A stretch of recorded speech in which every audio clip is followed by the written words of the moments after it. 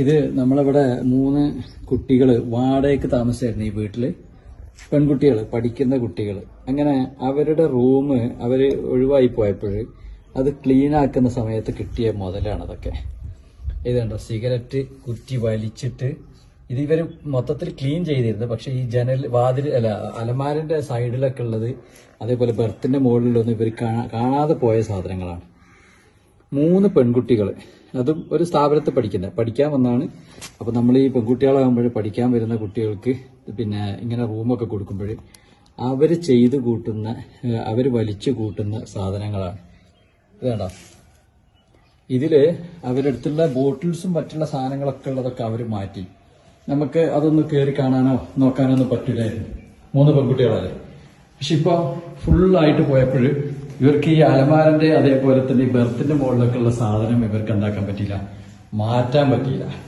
അപ്പൊ നമ്മളെ ഈ കുട്ടികളൊക്കെ, ഇതാണോ, ഈ കുട്ടികളൊക്കെ പഠിക്കാൻ വിടുന്ന രക്ഷിതാക്കൾ എപ്പോഴും ചിന്തിക്കേണ്ടത്, അവര് പിന്നെ പെൺകുട്ടികൾ മാത്രമാണ്, അവര് സ്വസ്ഥമായിട്ട് നല്ല രീതിയിലാണ് കഴിയുന്നത് എന്നൊക്കെ നിങ്ങൾക്ക് വിചാരമുണ്ടെങ്കിൽ അത് തെറ്റാണ്. കാരണം എന്താ പറഞ്ഞാല് പെൺകുട്ടികൾ, 3 പെൺകുട്ടികൾ, മലപ്പുറത്തുള്ള 2 കുട്ടികളും അതേപോലെ വയനാട് ഉള്ള ഒരു കുട്ടിയാണ് ഇവിടെ താമസിച്ചിരുന്നത്. ഇതിനു മുമ്പ് ഒരു കുട്ടി ഉണ്ടായിരുന്നു. ഈ കുട്ടിയുടെ വീട്ടുകാര് ഇവരുടെ അലമ്പ് കണ്ട് ഈ കുട്ടീനെ ഇവിടുന്ന് മാറ്റി. പക്ഷെ ഇപ്പൊ ഇവിടെ 3 കുട്ടികൾ താമസിച്ച സ്ഥലത്താണ് ഈ കാണുന്ന അലമ്പ്. ഇപ്പൊ കുട്ടികളൊക്കെ പഠിപ്പിക്കാൻ വിടുന്ന ആളുകളെ ഇടയ്ക്കൊന്ന് അവരുടെ പിന്നെ സ്ഥിതിയൊക്കെ ഒന്ന് പോയിട്ട് പഠിക്കാം, അവരെങ്ങനെയാണ് അവിടെ ജീവിക്കുന്നത്, അവരുടെ റൂമിലൊക്കെ ഒന്ന് കയറിയിട്ടൊന്ന് സെർച്ച് ചെയ്യാം.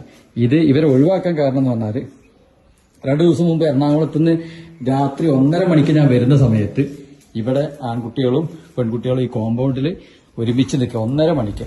അപ്പോൾ അതുകൂടെ കണ്ടപ്പോഴാണ് നമ്മൾ ഇവരോട് ഈ ഒരു രീതിയിൽ നമുക്ക് മുന്നോട്ട് പോകാൻ പറ്റില്ല എന്നിട്ട് ഒഴിവാക്കിയത്. അവരുടെ റൂമിൽ നിന്ന് കിട്ടിയ സാധനങ്ങളാണിത്. അപ്പോൾ രക്ഷിതാക്കൾ വളരെയധികം ശ്രദ്ധിക്കുക.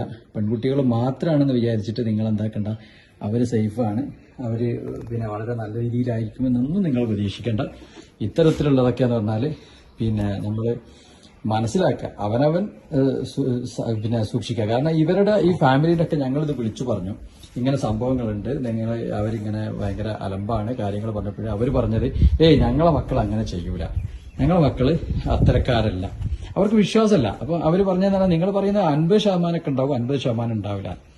അപ്പോ ഇതെല്ലാം മനസ്സിലാക്കിയിട്ട്, നമുക്കും കുട്ടികളൊക്കെ ഉള്ളതാണ്, ഇതെല്ലാം മനസ്സിലാക്കിയിട്ടാണ് ഈ ഇത്തരത്തിൽ നമ്മൾ പാർട്ടിക്കാരെ വരെ വരെ പരാതി കൊടുത്തിട്ടാണ് ഇവരെ ഇവിടുന്ന് ഒഴിവാക്കിയത്. ഒഴിവായി കഴിഞ്ഞപ്പോഴുള്ള സിറ്റുവേഷനാണിത്. Okay, thank U.